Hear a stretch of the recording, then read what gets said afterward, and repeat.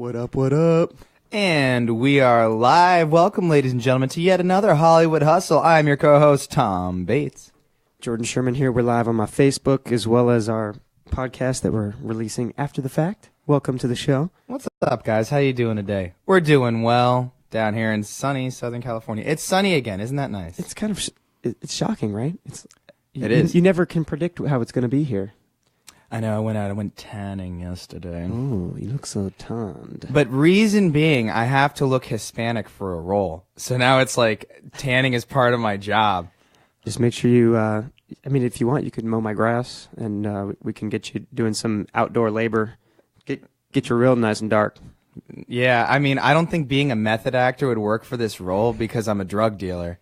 Oh. So, yeah, I just do like some big time like coke deals and they're like... it wouldn't hurt your finances, right? I mean, it might be worth doing for the role. It's for the role, right? It's for the role. Yeah, tell that to the judge. You know, like, but Hollywood's the only place you'd probably get off on something like that. It's like, well, if we can see proof that this is your role, he looks at the dog, he's like, yep. Hey, he was just trying to get in character, Mr. Bates. We apologize for the inconvenience. Yeah, sorry, Christian does this all the time. We catch him doing weird shit all over town. Mr. Bale. Oh, yeah. Or Gary Oldman does some shit. Or Daniel Day-Lewis, man. Did you hear what he did to get in that role for the Butcher in Gangs of New York? No. So, have you seen the movie? Yeah. Okay, so he's this bloody butcher he wears the thing and he's got the blood all over him from hacking up pigs and shit. And he used to live as that guy, like he does for most roles, but he used to sleep in the thing because he was like in 5 Points gang, so it's New York in like the 1800s, early 1900s. So he used to sleep in that and live in those conditions to get into that role. That's insane. Yeah, he's insane. Yeah. Well, I mean, he's one of the greatest ever, right? I mean, that's what happens when you're that serious. Dude, so speaking of him, I got a really interesting Hollywood story you viewers might find interesting. So I was hanging out at my job. I was slinging some beverages over in Venice Beach. Yep. And I get this table, these two ladies, and they look sharp. Like this one lady, she's got the most beautiful head of silver hair I've ever seen in my life. She's like probably like 65. Gorgeous woman, these like eyeglasses and this beautiful jewelry and like a $3,000 leather jacket, and her friend, same thing, but like in her 40s, right? So I get to talking to them. And they're like, oh, you know, we really like you. When you get a minute, sit down. We want to talk to you. I'm like, okay, cool. So I come back around. I sit down with them. They're like, why are you here? I'm like, at this restaurant? They're like, no. Why are you in L.A.? You're not from L.A. Why are you here? I'm like, well, you know, I'm an actor, and that's the only place you can really do it. And they're like, okay. Well, we got a really good vibe from you. And by the way, this is what people go off, like your vibe, right? Your aura. Yeah. It's like, we got a really good vibe from you, and we would like to help you if we can. I'm like, okay. Like, do I have to touch any crystals or? Yeah. Who are you? Like, can I leave my clothes on? You know, and so it turns out being, I'm not going to say names or anything because I don't want to put anybody on blast. But so the older lady with the silver hair, she did the costume design for Marco Polo, the Netflix series, which was Netflix's response to Game of Thrones. It's like a big time, high budget period piece. She did all the costumes. That was her most recent thing, but she had done costume work and set design for like huge, big time, big budget movies with superstars since like the 70s. So she's like a fucking big deal. So I'm gonna meet her tomorrow, and we're getting coffee, and she's like really trying to get me. She really wants me to go to London and do a summer theater course there and work with some people she knows there. So that would be sick. I mean, that is so, you know, far fetched at the moment, but that's what she's talking about. And then her friend is a filmographer, and she's working on a huge budget movie right now with a really big actor that I'm not gonna name, but definitely a household name. His first name might be Jake, so you do the math on that. And anyway, so she's gonna. Oh, not like from Drake and Josh. That's Drake. I'm trying to think. Jake Owen, the country singer. No, he doesn't act. His last name is. Is it Runner? Yes, there you go. There you go. Very good. So, anyway, so we're gonna go on set for this movie and just be on it. And she's gonna like show me the cameras and the techniques that he uses in front of the camera to get certain shots and everything. That shit's Nice. gonna be interesting. Hell yeah. And again, dude, where else does that happen to you? Like, this all started because they liked that I got them, food quickly. What do you mean? It happens at the Fuddruckers in Ohio all the time. Yeah, I guess. Why are you here? Oh, because I grew up here, and my dad grew up here, and his dad grew up here. Oh, Yeah. okay. The only people that get plucked out of small town America are like insanely beautiful women. Yeah. And you know why that's a good story? Because it never fucking happens. So that's why. so rare. Yeah, it's so rare. Dude, might as well, since we're on, I just got on a little Ohio kick. Me and Sean played a gig, a wedding in Ohio, like 2 summers ago. Uh-huh. And we're there, and it's in Newark, Ohio. Never heard of it. And it's like an hour out of Columbus, which is already pretty tiny. Okay, But then, it's where my dad's from. yeah. And we get to the resort, we go get some lunch, and we're like, we wouldn't mind checking out Columbus tonight, see what the deal is. So we're trying to talk to our waitress about what there is to do in Columbus. And she's like, I've never been to Columbus. And we're just like, what? It's like 45 minutes away. She's like, oh, well, actually, I went there one time when we had to take my friend to the hospital when he died. What the fuck? Oh, my God. I'm like, what? Dude, and it goes to show you, it's just like, some people the reason her reason for never going was because she said her parents said that the traffic was too bad. And it's like, wow, like this is as sheltered as you could possibly be, like in your own little tiny universe of, 2,000 people in Newark, Ohio. And she was 17, 18 years old, and we're just like, whoa. It was shocking, man. And we felt for her. We got a little uncomfortable, and then we're walking down the halls, and there's all these like freaky like portraits of young girls from the 50s. Like, I'm like, where the fuck are we? Yeah. It was so my weird, God. man. Yeah, that sounds like one of those weird horror movies. You're going to get kidnapped by some inbred family and sodomized in a barn. If you're lucky. Yeah. Oh, man. I can't believe that. I mean, I'm definitely not the most well-traveled guy at all. And I would like to do it eventually, but it doesn't fit my schedule right now. I'm a little busy. But why would you not want to check out Columbus? I mean, It's right down the street. was she Amish? Did they think? No. Did she think Columbus is going to corrupt her soul? No, literally, the traffic was too intense, and it's not worth going because you have to deal with traffic. Oh, well, she love LA then. I'm thinking to myself, and other funny things about the trip is like Sean and I got off the plane. So first thing when we get off the plane, homeboy's hunched over his suitcase, like some old guy. He's just like leaning on it, and he lifts his leg and just rips the biggest fart, like right as we're coming off the jetway.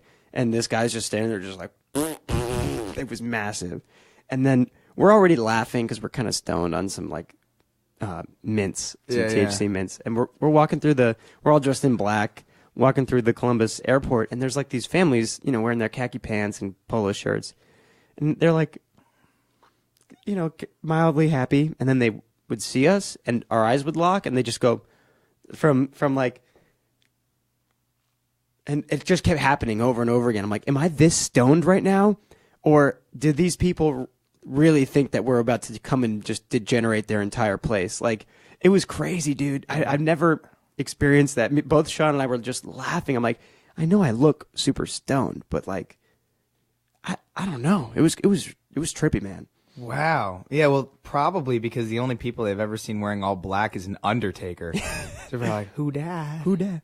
Yeah, man, that's Some rock and rollers coming to change the way of life in their town. Are those the food fighters? Yeah, man. So, not to rip on Ohio, because I love every state in the union. Every single one. All of them. Bigly. So, but I remember when I was in college, I took this course on international organization. And the professor told us that there was some kind of big argument, some kind of I don't know, situation going on in the United Nations Security Council, and they wanted to punish some countries. The United States wanted to punish some countries for not going along with what they wanted to do. So typically they would hold their meetings in New York City. And that's an awesome city. Everyone loves to go to New York. So much shit to do. So because they wanted to punish them, they decided to change the meeting location to Dayton, Ohio in January. Oh my God. Yeah. That's torture. All these people come from all over the world to fucking Dayton, Ohio. Or like, they're like all sitting at the Denny's. Well, we could do Denny's or we could do Steak and Shake. It's up to you. Well, if given the choice, definitely Steak and Shake. Yeah. But that's, at least half a mile down the road. That might be a little too far for me. And I got to be able to roll over to my next to where I got my church, I got my Denny's, and then I got my house, and that's pretty much my social circle. And then go Buckeyes. Yeah, I mean there are only 2 cabs in the whole city, so yeah. Anyways, I'm gonna stop shitting on Ohio. Yeah, we love Ohio. It's a good state, Buckeyes. Yeah, but it is trippy though, and it's not just Ohio. But I feel bad for anybody who hasn't at least gone 45 minutes from where they grew up. Oh yeah, that's unbelievable. It reminds me of a story. I used to work out at this gym in Lighthouse Point, and the guy that owned it was really, really cool. And I remember I heard him saying once, someone was leaving to go to Europe, and he's like, "Oh, where are we going?" Like, "Oh, we're gonna go to Spain and this, whatever, this country." And he's like, "I've never been north of West Palm Beach." Yeah, I'm like, You're in your 40s. Never been north of West Palm Beach. Wow. That's crazy, man. He seemed to be happy with his life.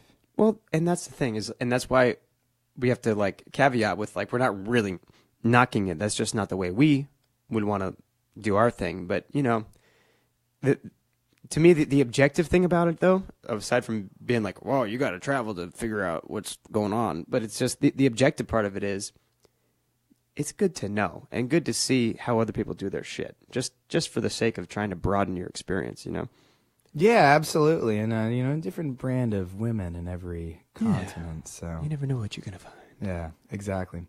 Anyway, well, moving on to our next topic. So I was telling you a little bit earlier about my scene that I'm assigned for class. So I'll enlighten our viewers and listeners. So I take this scene study class at a studio called the Ivana Chubbuck Studio right down the street here in Hollywood. It's a really, really good acting studio. A lot of famous actors like Brad Pitt, Jim Carrey, Halle Berry, and Charlize Theron came out of there.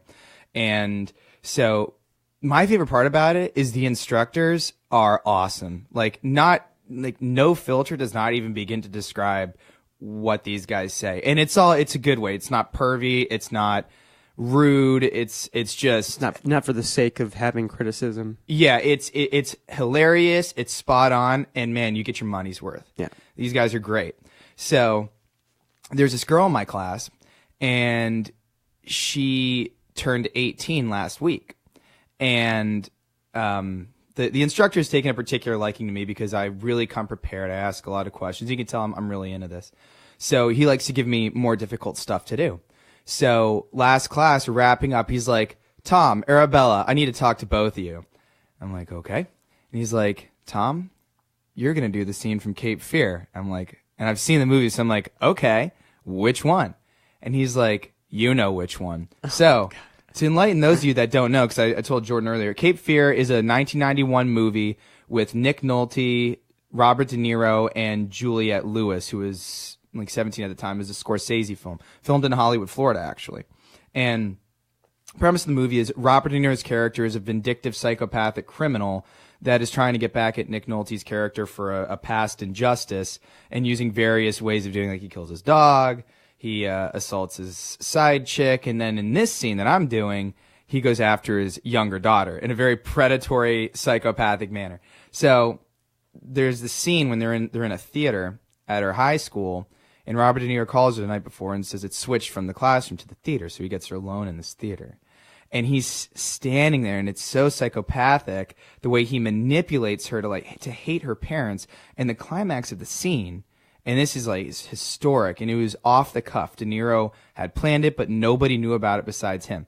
He walks up to Juliette Lewis, like, can I put my arm around you? And she's like, sure. And he like touches her face and puts his thumb in her mouth. And like she kind of like pushes it away, and he does it again, and she sucks on it. It's like, shit, I got to do this in class on Tuesday. I know they don't let visitors in class, but my dad's going to be in town and be like, hey, Dad, you want to see what I'm doing in acting class? Want to see what my life's turned out to be? Yeah. They're teaching me how to be a predator professionally. But the thing is, this guy, he understands that Hollywood is a typecast town. Yeah. So he's like, oh, time to look like a fucking psycho. We'll assign this to you. Perfect. I've never been so... It's one of the best things that's happened to me since I moved here. That's amazing. Yeah. So she's coming over tonight, and you get to practice. Yeah, and we need to go over the scene. So I asked her, I'm like, hey, this is the scene. And she's like, I'm a professional. Like, this is part of the job. I'm like, good. It's not going to be awkward. She's cute, too, so it's not going to be, bad thing. But, hey, she's legal, okay? So I don't want any judgment from you guys on this shit. Now. All right? It's art. It's just art. Okay. Yeah. Anyway. Dude, we had a meeting yesterday with the director for our next music video. Oh, hell yeah. And it's going to be for Ivory Tower. Okay. And we're pretty stoked. I'm not going to give away too much, but some female talent will be involved. And with, dare I say, no clothing. But, that's just, it's going to be artsy as fuck. It's going to be super cool, dude. But this guy's, he's so awesome, man. Dan, I forgot his last name. I don't know if I ever got it. Lives over here in West Hollywood. He just finished a feature that he's been chopping around, and he's got another movie that got picked up that he had to write the script for. It's called Space Weed. Okay. And the premise was pretty fucking funny. I'm impressed. And the dude was so awesome, and it's just through all of Sean's work with all the different film stuff that he does, he comes across all these cool people, and this guy is dope. I'll have to introduce you to him. Nice. So the way I envision it in my head is, do you remember the music video from one of Nelly's biggest hits, Hot in Her? It's definitely not like that. Okay. Why not? Because we're not singing about getting hot in here, so take off all your clothes. It's we're using it as a metaphor for innocence. It's not supposed to be sexy. It's supposed to be artsy. I see no distinction between sex and art. You'll see. You'll see. I'm fucking with you. I know. That's gonna be good. So when are you looking to shoot this? On the 15th. On the 15th of April. Yep. And we're playing our show at the Satellite on the 13th. Okay. So that'll be pretty dope at the Satellite. It's a big show. Yep. How's the record doing? Dude, people are digging it. It's getting plenty of streams. People are ready for the vinyl already, which we have to submit and get printed ASAP. Nice. Yeah, it's a great record, dude. I mean, that show was fucking awesome, man. What'd you think? I really liked it, especially for a first time live, playing it end to end. Yeah. I mean, everything was great. The segues were great. And the good thing about your band is you got kind of two frontmen. So there's not all this pressure on you to play keys and play guitar and sing and front and all this. Like, Sean's got his own thing. Like, next time, no offense, I got your side of the stage this time. I'm going to go to Sean's side of the stage next time. Diversify, yeah. Yeah, and give Sean a little bit of love at the Satellite. But man, you guys rocked. Seriously, it was good. Thanks, man. Yeah, Corey digged it. Everyone that I talked to afterwards was really into it. I mean, you were the best band there by far. And the venue selection. Give us the name of that venue one more time. Fay Dodo, I believe, is how you say it. Fay Dodo. Is that French? I don't know. It sounds very French. Radiohead's played there. It's a pretty legendary venue, but it's like, because of how big it is, the owner sells it to anybody and everybody. So before we even arrived, there was like another convention going on in that room. Oh, really? And we were supposed to be in the smaller room. They moved us to the bigger one because they accidentally double booked it, and like it was a whole fiasco. But thankfully, we got enough bodies in that big room that it felt pretty full. Yeah, it did. Yeah. Absolutely. Yeah, man, I liked it. It was good. Corey thought it was fucking awesome. And your parents were there, which was nice. Yeah, your dad was great on stage, man. Utility.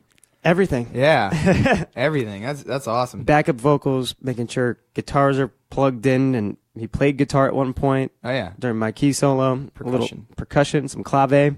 Yeah. Yeah. Shout out to Scott. He's a big fan of the program. We know you're watching. Yep. What's up, Scott? Yeah, man, that's cool. So then after the show, Corey and I, we both had stuff to do in the morning. So like, we're not going to go out and party. We're going to take it easy. So we drove into Hollywood and went over to Cantor's Deli. Yep. Down here on Fairfax. Have you been there? Oh yeah. Dude, that place is awesome. That's a Hollywood legendary. Yeah. It's one of the only like joint. legit delis that we have in LA. Yeah. And New Yorkers would still shit on it, but it's not bad though. Yeah, well, they can go back. So, Cantor's is awesome. Like, you get the whole Jewish deli experience. Like, you get a super witty waitress that we got, like, and I was, like, wide awake at that point. It slammed, like, 4 Red Bulls. And, so she had to put up with a lot of nonsense from me, but in a good way. I'm just trying to liven things up, Yeah. you know? Man, it was great. I got a pastrami sandwich and, I'd like to give a shout out. The Cantor's Deli sponsored the show by giving me and Corey 2 free cookies.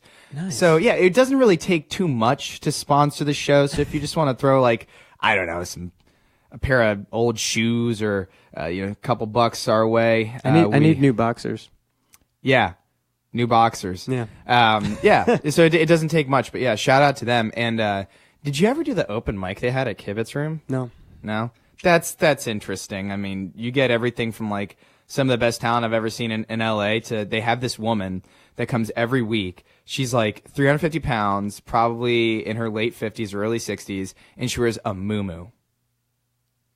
Nice. Yeah, it looks like she's wearing a lampshade. And You know that might be in. That might be coming back. well, in the hipster crowd. maybe, I don't know, but She's at the forefront of it. she had like this like I'm convinced she had a psychotic break because she just goes on stage and she does a cappella renditions of James Bond theme songs No. mixed with yodeling. Oh my god, Yeah. that's incredible. And for some reason they always put her on before me. So everyone's totally fucked up and like I'm doing my thing and they're just like still sitting there like, what was that? I can't do. That's so funny, dude. Kibitz Room is tight though. I mean, I love that place. One of the first joints I ever went to in LA. Yeah, I haven't played many open mics. We've gone to them to try to scope talent out because either for opening slots or for like we were doing features back when we first launched Olympic back in the day. So we were doing all these like collabs with female singers and whoever just to try to get more fans, you know. And so we'd go to all these open mics and just try to network and meet people. And occasionally I'd jump up if it was just like, anybody? And there's a keyboard there. I'm like, all right, yeah, sure. Yeah. But there was the one that I actually did get up at was Pig and Whistle. Have you done that one? No, I haven't. How's that? It's a nice little room. The guy who runs it, he also books for Molly Malone's. Okay. He's like this older, totally Hollywood guy. And he booked us because he heard me do the thing. He's like, oh, you guys got to play at Molly's on a Thursday, whatever. And this is when we first moved here, so I got another gig through my agent, which is like money, which I needed desperately, right? So I had to cancel, and I canceled with like 6 or 7 days notice. And I even said like I got some other bands that can fill in, just if you want me to handle it, I can, or you can get somebody. It's up to you. But I have another band, and he's like, no, he's like, how could you do this to me? He's like, you're never gonna get gigs in this town ever again. And Really? yeah, Oh, that's awesome. it's the best thing that ever happened to me. Oh, he threatened your career. Well, and the first I told him like, well, I got a lot of gigs this week. He's like, no. He's like, that's the kiss of death in this town. I'm like, they're paid gigs in Newport Beach. Like, calm down, bro. Like he was just like, he has his way, which is, you need to not play anything at all until the show there. And then when I canceled was when he was just like, you guys are never gonna work in this town. The classic like Harvey Weinstein. yeah, he's like, gonna blacklist. Yeah, but Harvey Weinstein did. Yeah. Like he totally had the power and authority Yeah. to do that. This guy had no power at all. And Oh man. we changed our name anyway, so he would never know. But it's just, it was pretty classic. Yeah, that's awesome. I've never gotten that since I've moved here. Well, I did when I told you about that idiot that I met at Bungalow. He was like, "Oh, make sure you never sign a record deal." It's like, good, thank you. Finally, someone's on my side. Yeah. You know, but yeah, that's awesome. You just get some idiot that thinks they have authority. It's like, just because you've been here for 50 years doesn't mean shit. Yeah. You might know a couple people, but Well, dude, just the fact that his system, you know, there's no website, there's no, like, he keeps everything in a black book with Olympic on March 25th. Okay, and that's it. And that's the confirmation for everything. There's no follow-up email, there's no, it's like, I don't know how this guy's still doing this. It blows my mind. yeah, I have no idea. Hollywood's funny like You're that. never going to work in this town again. That's awesome. Well, have you found work since? It's been really hard. He put in the bad word, and, you know, it's just been a struggle ever since. Yeah. Well, anyway. Well, that's cool. So, yeah, so I'm glad that the record's doing well. The sound quality is amazing. Not bad we did it all here, other than the drums. Yeah, you're looking at the studio right now. Yep. Yeah, not bad, not bad. Man, so for our listeners and watchers out there, we're trying to get more featured people on. This is the Hollywood Hustle, and let's get someone else on here because the more they talk, the less we have to. And so there are a couple of people I want to get. I told you about Davis. So we're not going to get any wanksters on. We're not going to get people that hopefully, you know, maybe want to do it half-baked, half-hearted. Bullshit! No, we're going to get real people that are creative, intelligent people that have a plan and are most likely, going to succeed. So I want to get Davis from my acting class. He's super cool. He's from Sacramento. He's a G. He's like reminds me of Ben Affleck, but with a soul. Oh. I actually like Ben Affleck, though. A lot of people give him shit. I like Ben Affleck. He's good. But especially the Boiler Room speech. Yeah, your parents don't like it? Fuck you, mom and dad. Your friends don't like it? Fuck you. I'll find new friends. Anyhow, but that, and then I want to get this chick on, and once I get my phone back in order because I lost it, which has been liberating. Nice. I'm going to get Daylin Bauman on the show. Who dat? Dude, probably one of the coolest people I know in Hollywood. So she books entertainment for everywhere that I played on the West Side. And before she moved out here, she lived in Las Vegas. And she was on the management team for the Killers. Oh, yeah. Yeah. Dude. And she, like, when we hang out, it's great. Like, she knows everything she's talking about. She's totally driven, totally cool. She's from Montana. Yeah. So she's awesome.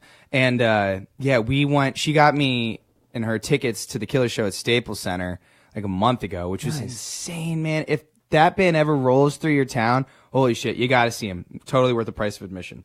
They get the Hollywood Hustle endorsement, which I'm sure they need that. Yeah, they do. Everyone does.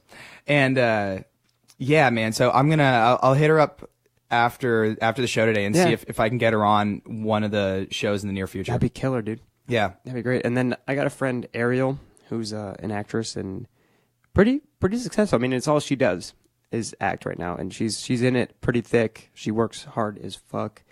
Super cool. So I wouldn't mind having her on. And then I got singers, producers, musicians just out the ass. So we'll just have to start bringing more people in. I think it'd be really fun, and just that way we don't, drive our perspective into the ground, Yeah, exactly. And again, like it's all about getting people, so when they become big, this is only the reason that it's for, really, is so when they become big, I can take credit for it. Yeah. Yeah. Exactly. I mean, that's really my goal. It's like, yeah, you got that 3-picture deal with Paramount because you're on my podcast and our fans saw you. No dirt. So yeah. And the executives like the way you look on Jordan's iPhone. If you can look good on my phone, you can look good anywhere.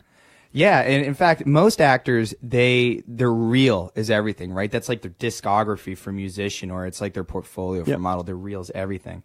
I don't do a reel. I just put up an episode of the Hollywood Hustle, and I just put it on LA Castings, and I book everything. Everything. All the unpaid student films. I will say, though, I think we do a pretty good job of being cognizant of what we've covered, so we don't sound like broken records all the time. It seems like, other than my record, we seem to diversify our content pretty good. And yeah, but that's a big topic right now. And it's like we could do a whole series about the record, what went into it, what's going on, what's the future plan with it, tours, everything, the merchandise. Which I know you're not for it, but I still think the Yeti Tactics hot pink leopard print thongs were a good idea. I think you're right. Because summer's coming up. Yeah, and we're in the land of thong wearing crazy people. Thank you. Yes, it just makes sense in this market. There are a lot of exhibitionists. Yep, and it's untapped, man. Yeah, that's what I'm saying. Anyway, yeah. So we do a good job of diversifying, and you know what? We do everything good. Just to be humble about it and realistic. There's nothing we do that's even remotely bad. No, I mean, my shits smell really good, to be honest.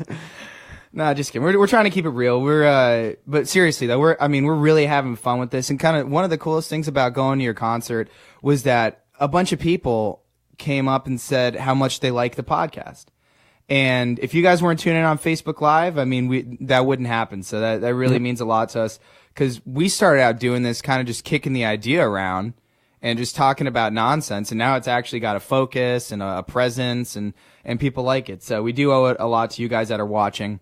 And yeah, it's good. It's fun, man. And I love listening back and seeing where it goes and seeing where I'm got my weak spots in my logic. You know, it's fun to actually build a strong perspective. You know, and the conversations that I have outside of our conversations are enhanced because of this. You know.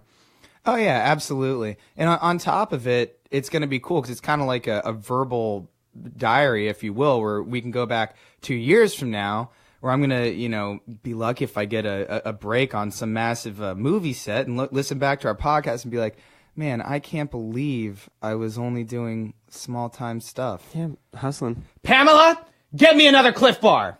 Yes. Yeah. And I can just yell at my assistant, whose name is going to be Pam, whether it is or fucking isn't. I'm sorry, did my pin get in the way of your ass? Lose 10 pounds immediately or get out of my building! Well, that brings me on to my next point. So one of like the kind of like fantasy things I would like to do in my life, like if I had like Donald Trump money, I would want to open a modeling agency. I would love to do that. And as a straight dude, I look at that objectively, and I think I got a good eye for the talent. I think I do. And I would like to open one, probably get Corey on board, and be able to do all that and just yell at people for being fat when they're not. Just destroy people's self-esteem that are like beautiful people that work their asses off. Just be Mugatu. Yeah. Yep. That was my main inspiration. Like as a kid, I saw Will Ferrell as Mugatu. I'm like, I want that. And kill the Malaysian Prime Minister! Dude, that movie, I could quote it all. It's so good. Like, what a genius movie. I didn't think 2 was that bad. No, me neither. Everyone ripped on it. I mean, it wasn't 1, but... No, and it's the same kind of premise, but the acting was the same, which was all I really needed was to like... Because the Dumb and Dumber sequel was so bad. I didn't see it. I don't want to. Jeff Daniels developed a lisp for Harry. Oh, that sucks because he's a really good actor. So yeah, Lloyd, it's just like I'm like, what the? How did you get? It wasn't the same character, and Jim wasn't as inspired either. He's just like it wasn't, and obviously the writing isn't their fault, but it was just so painful, and I'm like, man, this could have been great, but you broke my heart. And Dumb and Dumber is my favorite movie ever. You broke my heart. Yeah, man. Jeff Daniels, I think, is one of the most underrated actors. He's great. Because he's had a career that spanned, 30 years? 30 plus years? Yeah. And just about. And I was watching this show, Godless, on Netflix. And Jeff Daniels, everyone thinks about him as Harry. And for doing, like, dumber characters. But he, as a dramatic actor, he's fantastic. He plays essentially the villain in this series. It's a 7-episode series on Netflix, and he plays the villain. And man, he's good. He has this recurring line where, in the opening or one of the opening scenes in the movie, he goes to a doctor's office and his arm is shot, and they have to cut it off. And he's back in the 1800s, no anesthetic. They gotta chop this damn thing off, and like everyone's like, "Oh, is he gonna die?" And he goes, "I'm not gonna die. I've seen my death, and this isn't it." and he keeps man. saying, he's like, in another situation is dangerous, like there's gunshots going on. People are like, oh no, and he's like, don't do that, don't write it. He's like, I've seen my death, and this isn't it. Ooh, man, like that's that. awesome. Yeah. And Newsroom's really good too. Yeah, man. Jeff Daniels is good. That's unfortunate. I don't see why he would make that choice to do the list. But I think if I'm just envisioning what my acting coach would say, they'd be like, if it ain't broke, don't fix it. Continuity, man. I know. It was interesting. You could tell it was just like nobody really cared that much. Tragic. Very tragic. So my favorite Ben Stiller role, though, to go back to him, is Heavyweights. It's so good. Dude, at least 3 times a week, I say the phrase, lunch has been canceled due to lack of hustle. Deal with it.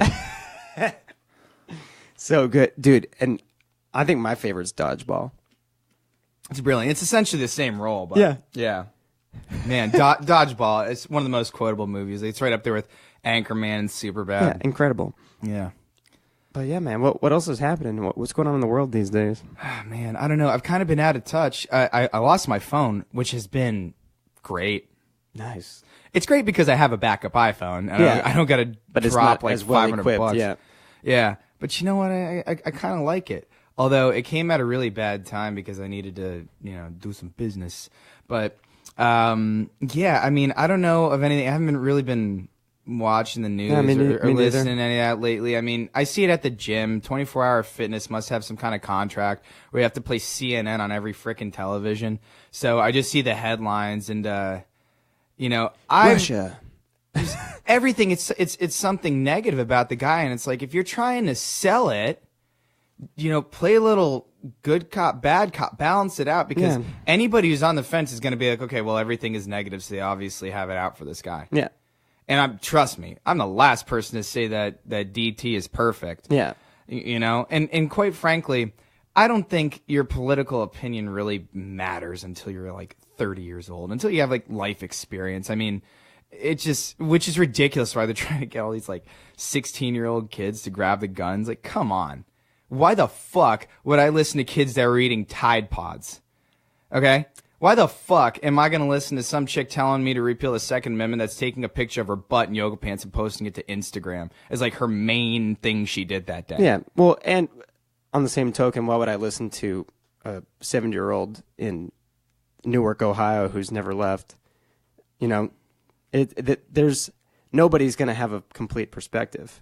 I think the people who are most involved with their work and deal with the most people and travel the most, and age is definitely a factor that helps. Just wisdom of the years. But well, your brain's not fully developed till you're 25. Of course. But I mean, I think everybody's entitled to an opinion. I don't think you need to listen. I kind of joke around that people shouldn't be posting shit about any of this until they actually read 2 or 3 follow-up things, because the problem is and my problem with the whole landscape, and we've talked about this so many times, but it's just the all or nothing team tribal mentality that is just so there's no reason that you have to be like, well, I registered as a Democrat, so I have to agree with this, or vice versa. Yeah. Whereas everybody should be able to use reason to figure out how they feel about each individual thing. And the fact, I understand why we have to register as either, so there's not collusion into getting the worst person as the candidate, right? Like, to go up against the other. Isn't that what always happens? I mean, look at our last election. I know. But oh, God. To me, it would make more sense if there was just a pool of all of them going all against each other, and you just pick your favorites, Battle Royale? Yeah, man. That'd be so much better than like, all right, well, now you're indoctrinated and it doesn't matter. So whoever becomes the candidate, you're still just going to vote for. You're not. You agree on abortion. You agree on climate change. It's just you keep complying and complying and complying until you have no nuanced opinions at all, and you just agree. And you see one study that says, the ice caps or the icebergs are melting, therefore sea levels are rising. Not true, because they're already in the water, so they're obviously, if they melt, that's not changing anything. Ice attached to land that falls into the water will raise the sea level, but that's just something that when you talk to somebody and you just say that, they're like, yeah, it does, because they don't think, and that's where I have the problem, is if you hold an opinion and you've never thought about it from any other direction, you've never done more reading, and you just spout what you're supposed to spout. And that pisses me off so much on both sides. Yeah, because it's disingenuous to a certain degree. And people like to have opinions that are popular. And that's why people will parrot what the New York Times says, because that means you're informed, right? The old thing, like if you read the New York Times and the Washington Post, you're informed. We're out here, the LA Times. And it's like, those are propaganda arms of the Democratic Party. It doesn't take much insight to realize that. And again, I'm not even playing party politics here. I mean, I think the whole system's totally fucked. Yeah. But I agree with what you're saying. And one of the things that stood out most to me with that dissertation was nuanced opinions. Yeah. Because nothing's black and white. It's a false dichotomy. They want you to pick a side. Yep. And it's like, well, if I'm a Republican, then that means that fuck the environment and, forget national parks. Let's mine coal and fossil fuels and everything like that. It's like, no, I can be, socially conservative and want to conserve the environment. And then at the same time, I can also not want to kick people who are here legally out of our country. And it's like you can do all these things, like, but you're not allowed to. But you're not allowed to. Yeah. Exactly. You're not allowed to. And it's like, Jesus, man, I just want to be a good person. And like the reality of like all this political shit is, I mean, it's not like we're living in these gated communities and we're like high society, like, caviar communists or something like that. Like, not at all. We're not communists, like, disclaimer. Definitely fucking not. But, when you say you're not, that means you are, right? Then we are. I don't know what to do. Turn it off. So anyway, but back to what I'm saying. We live pretty normal, middle class lives where we get out a lot. Yeah. And we see a lot of people from all walks of life. And I'd say per capita, most people are pretty decent. Yeah. And well, that's the problem with anecdotal evidence too, right? Yeah. Like on either way, but negative stories stand out to you. So something negative happens to you or a friend of yours, and then you use that for your generalizations, and that's how you form your opinion about everybody and everything is based on an anecdote, when like that's probably the outlying moment in the whole thing anyway. Yeah. I mean, well, certain things will happen to me in life, like someone will be just exceedingly rude, like an anomaly of a situation in my life, just mind-blowing. And I'll tell you, it's like something quick that happened. So this is an anecdote, but it'll tie in to what you're saying. So when I was at work, there was this guy who was there with his wife, and he goes to me, he ordered like, I don't know, like call it fish tacos, right? So I bring a check. He's like, oh, can we get fish tacos to go? Sure. So put an order of fish tacos to go, right? So he comes up to me, and he's like, where's our food? I'm like, well, I put it in to go. You ordered the tacos to go. He's like, okay, we'll come back and get it. So he comes back 15 minutes later. I hand him his food, and they had paid their check, right? So this is on a new check. So I hand him his food. I'm like, okay, it'll be like $22. He's like, you're kidding, right? I'm like, no, if you order food, you got to pay for it, sir. Yeah. And he's like, no, I already paid for it. And so I printed his check. I'm like, you got, his wife and him ordered the same thing. Like, you got 2 to go. This is a third one, which means you did not pay for it. Yeah. And he's like, he just looks at me dead in the eyes. He goes, you're on drugs. Like, dead serious. And the irony is this was like last week. So I hadn't smoked pot or anything. Yeah. For like a month and a half. Like, and even then I did, like, I would never go to work high. Like, anyone that knows me, like, I'm not that kind of dude. But even still. But so, what's the deal with this guy? Yeah, so apparently this guy thought ordering tacos to go meant that he wanted me to find our busboy who took his wife's plate that had a half-eaten taco on it and put it in a package to go and give it to him. Oh. And he thought I was on drugs, right? So I'm thinking of that, and I'm like, you're totally unprepared for that in life. Yeah. Like, what should have happened when he said, are you on drugs? I should have said, don't insult me, you fucking prick. Get the fuck out of here. Yeah. that's what I should have said, because that's what that warrants. Yeah. And I would have been totally in my right to do it. My boss honestly probably wouldn't have cared. But you're never prepared for that. No. You don't walk around life like that. And that's the point I'm getting to, is like, with these anecdotal situations, if I went around life thinking like at any moment you're going to pull some insane bullshit on me, Yeah. and I'm always like up in arms ready to strike, well, that's when you get a really tense society. Well, and I think and that's when the likelihood of it happening gets ramped up too. Absolutely.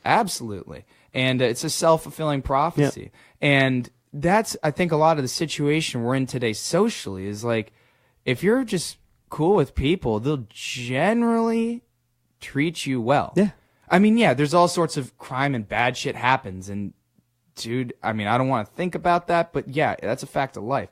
But at the same time, I'm not going to go around life thinking that everyone's going to try to pull some shit on me. Yeah. I refuse to live my life like that. Good. Yeah, because that's just such a waste of energy, man. Yeah. Do you want to check out what some people are saying on the comments? See what some of the fans are getting interested in. Let's see. Max says to take your glasses off again. No. And then Matt Benenate Matt Beninati. and says rock stars don't need to follow societal expectations.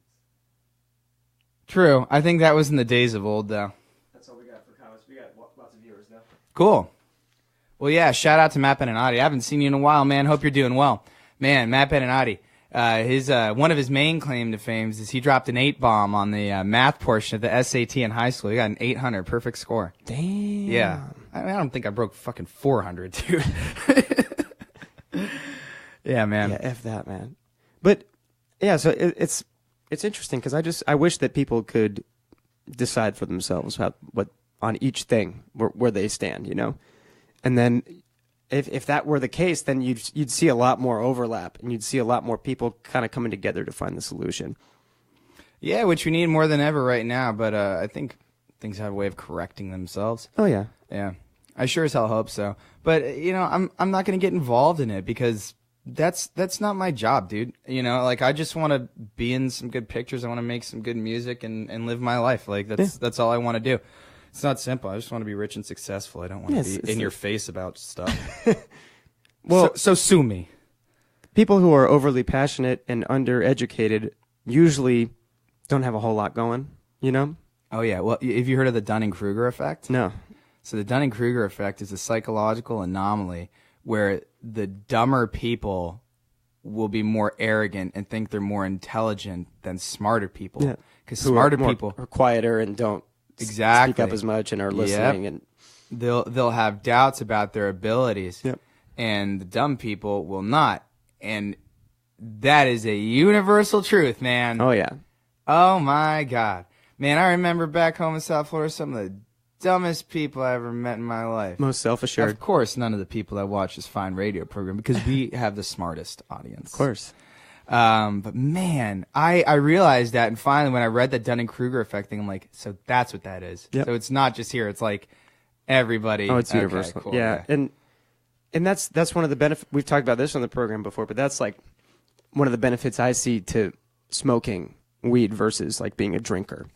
Oh, yeah. It's kind of the same type of effect where one makes you more sensitive and like question what your opinion is, where you're at, how you're feeling. Excuse me. And the other just makes you confident for no reason. Yeah, man. I mean, I haven't done anything for like 3 weeks. Unbelievable. I mean, You've been straight up clean, huh? Yeah, this is probably the longest I've ever gone in my life, and I'm superhuman. Oh my Feels good, huh? God, dude. Yeah, well, because the reason I stopped doing it is because I took this acting course, and this is a do or die acting course. If you are not on your shit, the instructor and everyone else will shame Jump on you, yeah. Yeah, not that I really give too much of a shit about people's opinions in this, but at the same time, like, dude, I want to be, you have a reputation. I'm going to be a professional. That's what I am. That's what I do about everything that I do in my life. And with this, I was like, you know what? I need my memory. I've got to memorize these lines. I've got to memorize these techniques. And acting, you got to be essentially two places at once in your head. It's like playing and singing. Yeah. Right? And you got to be able to shift in between that with no delay. And Yep. I was like, let's just try to take all that shit out of my life. I replaced it with working out and with memorizing lines and technique, and it's pretty awesome, man. Dope, dude. Yeah, I was straight clean from Thanksgiving to pretty much January with like maybe 2 or 3 smoke sessions in there. Yeah? And it was actually through January. Was that when you went to Australia? When I came back. But actually I didn't even drink there. I did smoke there though. But yeah, it was great, dude. Like just the clarity is good.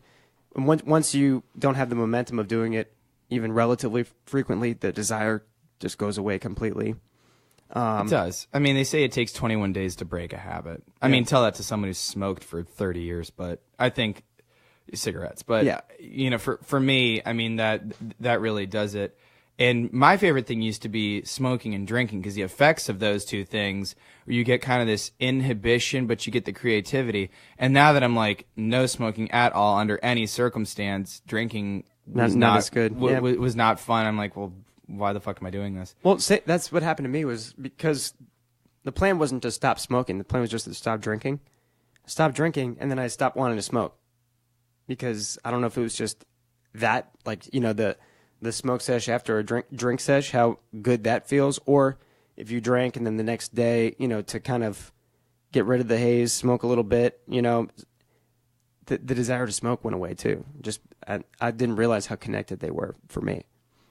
Yeah, I mean, I dig it, man, and my mental clarity is through the roof. I'm waking up earlier, getting really good workouts in, and you got to fill the void for sure, but I'm filling it with kale salad and reps, baby. Yeah, and baby. Gains. Well, and it's impressive that you're not filling it with more things that could pollute your mind too, because not that that's not valuable, and like I'm sure you still get a decent amount of content in your head per week, like outside of just your material for your class, but you seem less edgy, to be honest. Like it's like where for whatever reason it's just you got your focus, and it seems really, really clear, and it seems like a lot of extra BS is even if it is relevant in the big picture, not to you per se, but just to your understanding of everything, doesn't seem to be as at the forefront of where you're at right now. Yeah, I mean, you're definitely able to handle things better, and where I work in the summer is insane. I mean, I'm going to make a killing and make a lot of money, but it is unbelievably busy, and it's like an overpacked ER, except instead of people's guts hanging out of their stomach, they need another drink. And you'd be surprised how the latter people will be more, Rude. yeah, more rude about getting attention for. And but at the same time, I mean, people freak out in those situations, and in my mind it's like, dude, we're not getting shot at on a battlefield. Yeah. This isn't a life or death situation. Everybody calm down and relax a little bit. That's the main thing with all of it, right? Like, it's good to be informed. It's good to be somebody who can have critical conversations and try to navigate all this stuff with a decent perspective. But when it becomes your identity, and when it becomes the prevalent thought, you're wasting your life. It's not worth it, man. And that's when you should just go and stop all that and read Eckhart Tolle, Power of Now, and just kind of get back to your zen, your center, and what's really important to you, Yeah. Absolutely. And that's just not my nature and my makeup. I mean, some people, that's just their thing. And then some people have gone through things in life where they just don't give a fuck anymore, which is you're defeated, and you're just kind of waiting until you're put below ground. But for me, and for people our age, and that's what this program is generally geared toward, is millennials. And even some older Generation Z. But that you should be going after something with your life, or it loses meaning and purpose. Yep. You should go after it 100%, and you'll be more happy laboring over something that is going to pay off than you ever will be sitting at a bar getting hammered. Theorizing and... Yeah, and then you find out, like, people that are going after something, they typically won't doubt you, A, because it doesn't really enter their mind because they're so focused on what they want to do. and they don't really care. But I find that everybody that is they just sit and drink and just go from one bar to the next and work and then rinse, repeat. They put people down that are trying to do something. They're doubters. They're just negative. And it's like, you know, I don't think very highly of you either, but I have a legitimate reason. Yeah. You know, because like I'm not going around saying I'm the next Tom Cruise or anything. I'm realistic, dude. I just want to be in films. Yeah. Okay, tons of people do that in this town. Absolutely. Yeah. I mean, I know plenty of people that are doing it, and I'm in a good segue into it that has worked in the past. So I'm pretty confident in my abilities, but I'm not ready right now. Yeah. You know, like it takes a lot of labor. You got to understand this stuff. But at the same time, I mean, I remember I was talking to somebody. I won't name names, but there was this girl, and she overheard, and she's like, "Oh, you're trying to become an actor?" Yeah. And I'm like, you know what? That attitude and that perception of my life's path right now would be legitimate if we were in small town West Virginia. Yeah. But honey, we're in fucking Hollywood. Anything could happen, baby. Yeah. And like the thing is, like, she knows me. Like, I'm the most fucking driven person on the West Side. Like, come on. And I mean, it's just it's funny. And you know, I thought about it. I'm like, well, it's because she tried and failed, probably. I don't think she even tried. Yeah. And then that's when I'm like, I'm not mad at somebody for saying that. Like, again, like I don't really give a fuck. But to illustrate the point, it's like people will say that to you, but then look at what they got going on in their life. It's usually, where's my next drink? Yeah. You know, or like, I'm going to go out and try to have sex with somebody. Like, wow, that's really noble. Yeah, really well, apathy is the fun, easy route, right? To just kind of... Yeah, the path of least resistance. Yep. It's funny. Have you read the book, The War of Art? Did you say that right? Not The Art of War, The War of Art? War of Art. No, I have not. Stephen Pressfield. No. You need to. It's tiny. You'll get through it in less than a day. It's broken into 3 sections. The first is resistance. So the whole premise of the book is what keeps people from creating, you know, and what separates people from who say they want to do it versus people who do it, and it's doing the work, right? And what keeps you from doing the work? And the whole first chapter is resistance and how it manifests itself. And if you're experiencing a lot of resistance with something and extra elevated levels of stress or whatever type of excuse that's keeping you from that thing, that means you probably should be doing it. And he kind of like goes into like lean into the resistance instead of trying to reroute. And obviously you have to have the talent and the skills, not like resistance like everybody thinks you suck. Resistance from keeping you from doing the work, you know? Yeah. Good distinction. And then number 2 was becoming a pro, and how treating yourself like a professional goes so far, and like what it means to be a pro and when you can start calling yourself a pro, when, you know, like just what it takes to be a pro. And then the third was finding the muse.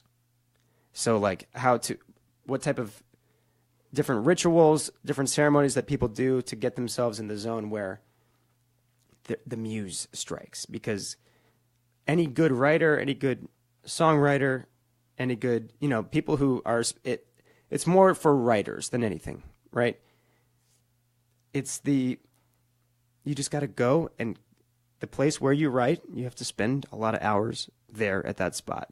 You know, that's pretty much what it comes down to.